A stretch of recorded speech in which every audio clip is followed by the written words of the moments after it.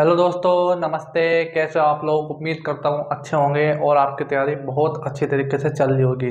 दोस्तों, आज आपने थंबनेल में तो देख ही लिया होगा ये किस टॉपिक के ऊपर वीडियो होने वाली है।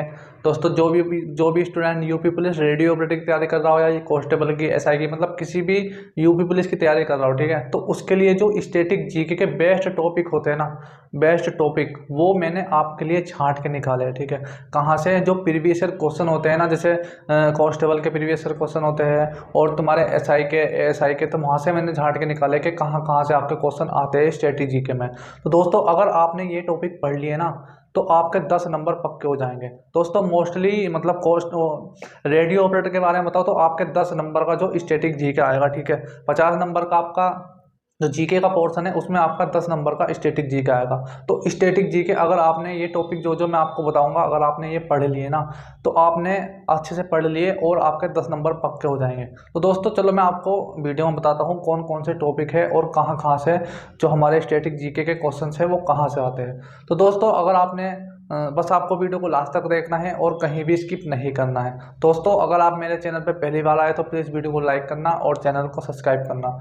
दोस्तों, चलो वीडियो को स्टार्ट करते हैं। दोस्तों, हम एक एक करके जो स्टैटिक जीके के टॉपिक होते हैं ना, जो UP police, mostly UP police में बार बार यहीं से क्वेश्चंस आते हैं, मैं आपको एक एक करके बताता हूँ आपको कि कौन कौन से टॉपिक है। और बस आपको वीडियो को लास्ट तक देखना है और अपनी कॉपी में आपको नोट कर लेना है, क्योंकि जब आप इनको पढ़ोगे ना तो आपको ऐसे ही मतलब लिख लेना है और एक एक करके उन टॉपिक को पढ़ते रहना है। ठीक है, पहले नंबर पे, ठीक है, पहले नंबर पे हम बात करते हैं देशों की अंतर्राष्ट्रीय सीमा रेखा। सीमा रेखा आपको पता है सीमा रेखा क्या होती है? जैसे भारत और चीन के बीच में है, भारत और पाकिस्तान के बीच में है, तो ये सीमा रेखा होता है। उनके जो नाम होते हैं जैसे मैकमोहन, रेड क्लिफ, ड्यूरेंट रेखा, तो ये इनके नाम होते हैं। तो ये आपको याद करना है, ठीक है, कौन सी देश के बीच में रेखा है वो आपको याद करनी है। ठीक है, बहुत मोस्टली इंपॉर्टेंट टॉपिक है ये, 100% इसमें से मतलब आपको देखने एग्जाम में देखने को मिलेगा।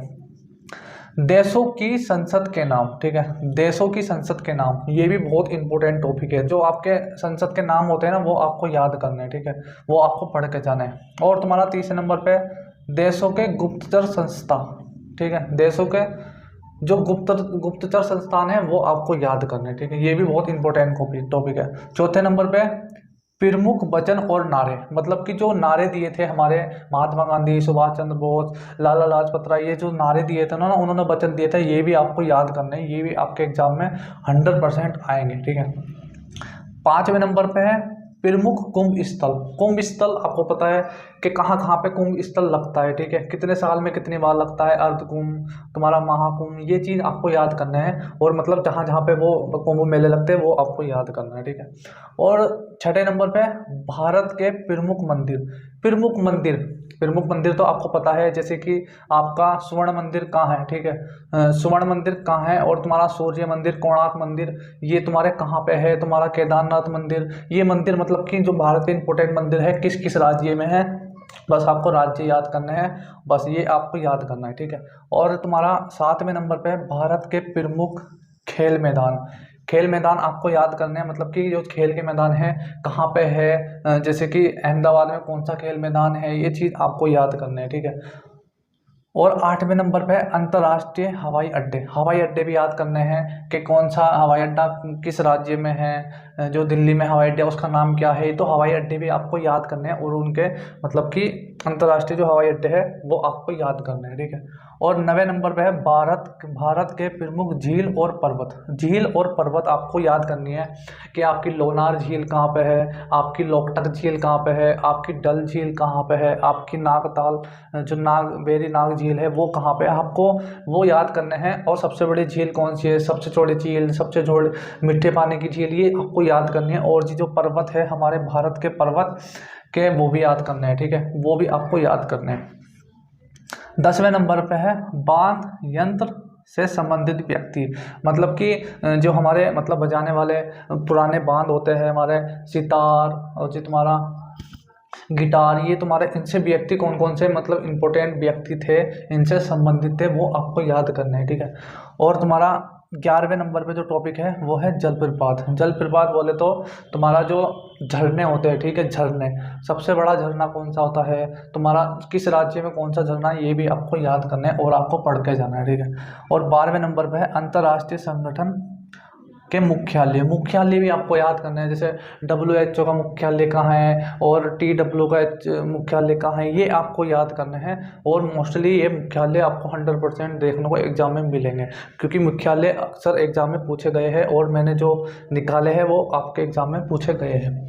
और तीसरा टॉपिक है भारत के प्रमुख गवर्नर जनरल और वायसरॉय। वायसरॉय बोले तो जो भारत के मतलब पहले वायसरॉय कौन थे, अब कौन है, बीच में चौथे नंबर पे कौन से थे, 5वें नंबर पे, ये वायसरॉय आपको गवर्नर अपने याद करने हैं, ठीक है, जो भारत के थे, ये भी आपको याद करने हैं। चौथे नंबर पे है प्रमुख योजना और अभियान मतलब योजना के मोदी जी ने कौन सी योजना चलाई है, तुम्हारा मुख्यमंत्री जी वो तुम्हारा योगी जी ने कौन सी योजना चलाई है, आपको ये योजना भी याद करनी है, किसके लिए कौन सी योजना चलाई है, ये भी बहुत इंपॉर्टेंट टॉपिक है। 15वें नंबर पे हम बात करते हैं विश्व के जो पर्यटन स्थल होते हैं, ठीक है, पर्यटन स्थल होते हैं, जैसे कि आप भारत के भी याद कर लेना और तुम्हारे विश्व के भी याद कर लेना, जहाँ जहाँ पे घूमने के लिए लोग आते हैं वो पर्यटन स्थल होते हैं, वो किस किस राज्य में है, किस किस देश में है, ये भी आपको याद करना है, ठीक है। 16वें नंबर पे है व्यक्तियों के उपनाम भी बहुत इंपॉर्टेंट रोल करते हैं। जैसे कि भारत में उपनाम व्यक्ति आपको याद करने हैं, जैसे कि महात्मा गांधी का उपनाम क्या है, इंदिरा गांधी का उपनाम क्या है, और जो तुम्हारा भीमराव अम्बेडकर का उपनाम क्या है, ये आपको याद करना है। और तुम्हारा गौतम बुद्ध जी का उपनाम क्या है, तुम्हारा ये मतलब लाला लाजपत राय का उपनाम क्या है, तो आपको उपनाम भी याद करने हैं जो महत्वपूर्ण व्यक्ति है, ठीक है। और तुम्हारा 7वें नंबर पे है प्रमुख व्यक्तियों की समाधि स्थल बोले तो जो मतलब पहले हमारे मतलब महत्वपूर्ण व्यक्ति थे उनके जो समाधि थी वो किस किस राज्य में है और कहाँ कहाँ पे उनको दफन किया गया है, वो आपको याद करना है। समाधि स्थल भी बहुत इंपॉर्टेंट टॉपिक है, ठीक है।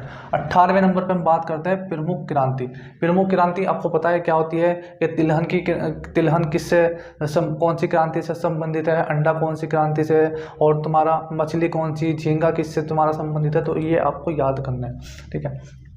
प्रमुख दर्रे, ठीक है, प्रमुख दर्रे जो भारत के प्रमुख दर्रे है, अरुणाचल प्रदेश में कौन सा है, तुम्हारा सिक्किम में कौन सा है, तुम्हारा असम में कौन सा दर्रा है, हिमाचल प्रदेश में कौन सा दर्रा है, तो आपको ये जो दर्रे हैं ना, कम से कम 15-20 दर्रे हैं, वो आपको याद करना है और इम्पोर्टेंट है, आपके एग्जाम में 100% आएंगे। और 20वें नंबर पर टॉपिक है नदियों के किनारे बसे शहर।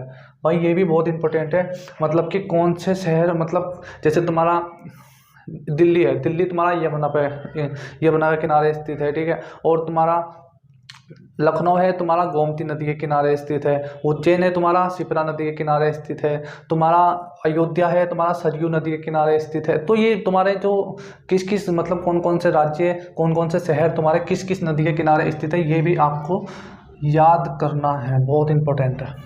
21वें नंबर पे राज्यों के उत्पादक, मतलब राज्यों के जो उत्पादक होते हैं, तुम्हारा उत्तर प्रदेश में क्या कौन सा उत्पादन सबसे नंबर पे 1 पे है, असम में कौन से नंबर 1 पे है उत्पादन के नाम पे, और तुम्हारा झारखंड में कौन से नंबर 1 पे है। तो ये चीज़ आपको याद करनी है, कहाँ कहाँ पे नंबर 1 पे कौन कौन सा उत्पादन इंपॉर्टेंट करता है, ये चीज़ याद करनी है। और तुम्हारा 22वें नंबर पे है प्रमुख देशों के राष्ट्रीय खेल आपको याद करने हैं प्रमुख देशों के। जैसे आपको पता है हमारे भारत का क्या है, हमारे भारत का हॉकी है, ठीक है।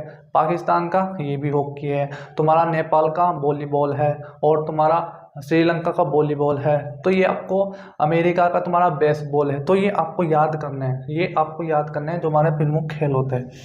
और 23वें नंबर पे प्रमुख व्यक्ति के गुरु भी आपको याद करना है, जो प्रमुख व्यक्ति है उनको गुरु कौन कौन रहे हैं। गुरु भी बहुत इंपॉर्टेंट है, आपके एग्जाम में आएंगे जरूर। 24वें नंबर पे है प्रमुख कुंभ स्थल, ठीक है।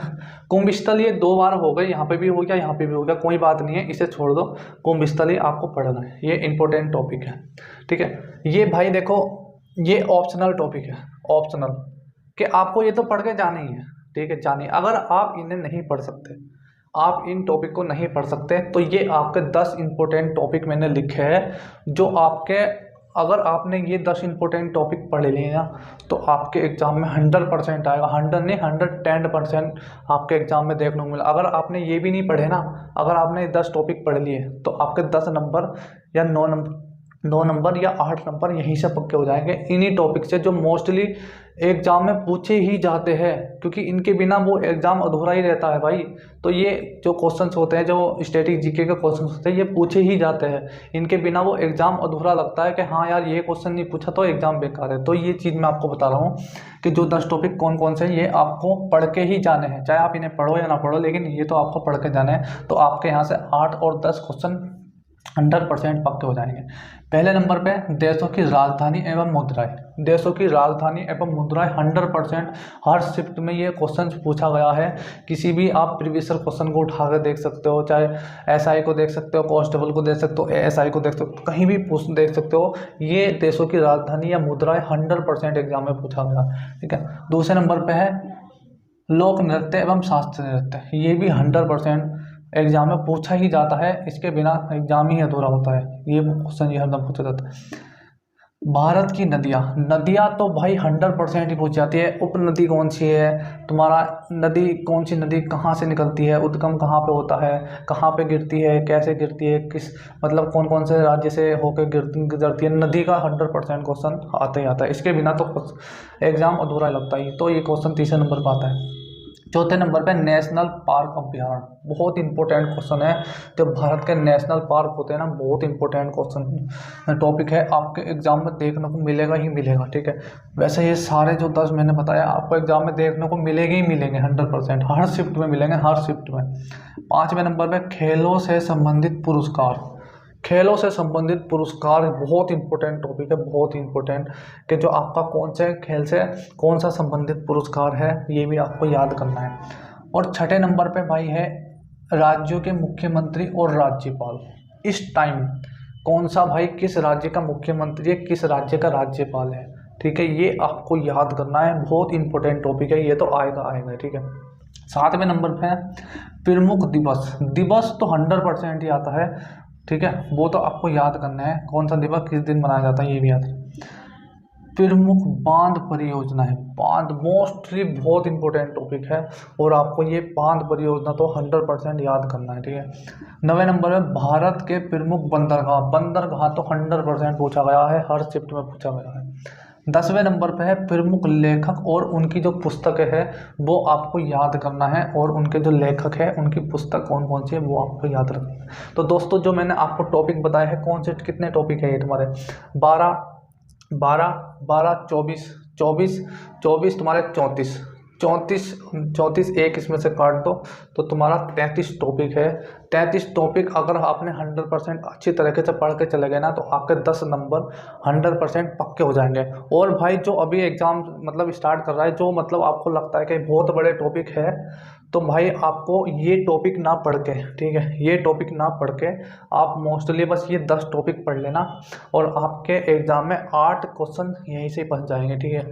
8 क्वेश्चन इन 10 टॉपिक से ही फंस जाएंगे, ये मेरी गारंटी है, क्योंकि जो मैंने आपके ये निकाले हैं ना, ये हर शिफ्ट में पूछा गया है क्वेश्चन से, हर शिफ्ट में पूछा गया क्वेश्चन से।